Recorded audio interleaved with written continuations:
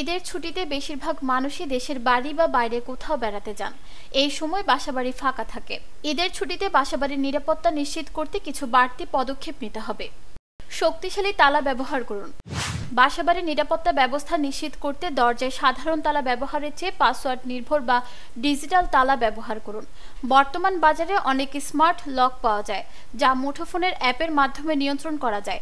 এতে তালা ভাঙার ঝুঁকি কমে এবং বাসার নিরাপত্তা জোরদার হয়।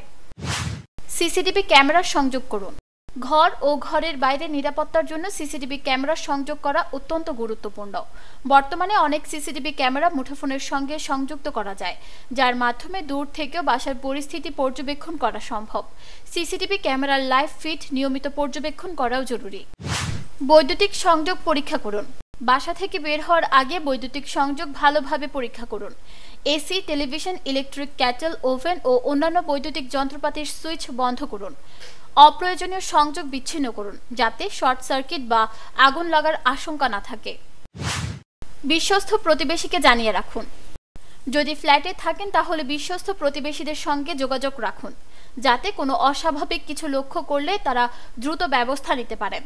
আপনার বাড়ির আশেপাশে যদি কোনো অপরিচিত ব্যক্তি সন্দেহজনকভাবে ঘোরাফেরা করেন তাহলে দ্রুত স্থানীয় থানায় জানাতে বলুন। পর্যাপ্ত আলো নিশ্চিত করুন।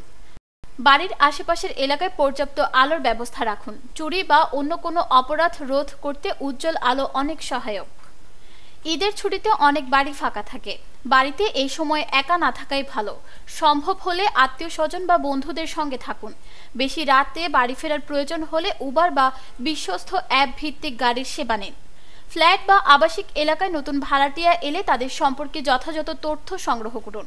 সন্দেহজনক কোনো কিছু মনে হলে স্থানীয় প্রশাসনকে জানিয়ে রাখুন। এতে সমাজের সার্বিক নিরাপত্তা নিশ্চিত হবে। ঈদের লম্বা ছুটিতে বাংলাদেশ পুলিশের সব ইউনিট যার যার জায়গা থেকে কাজ করবে। যে কোনো সমস্যায় দ্রুত ৯৯৯ নম্বরে কল করলেই টহল টিমের কাছ থেকে সরাসরি সহযোগিতা পাওয়া যাবে। নিউজ ডেস্ক, দৈনিক পূর্বকোণ।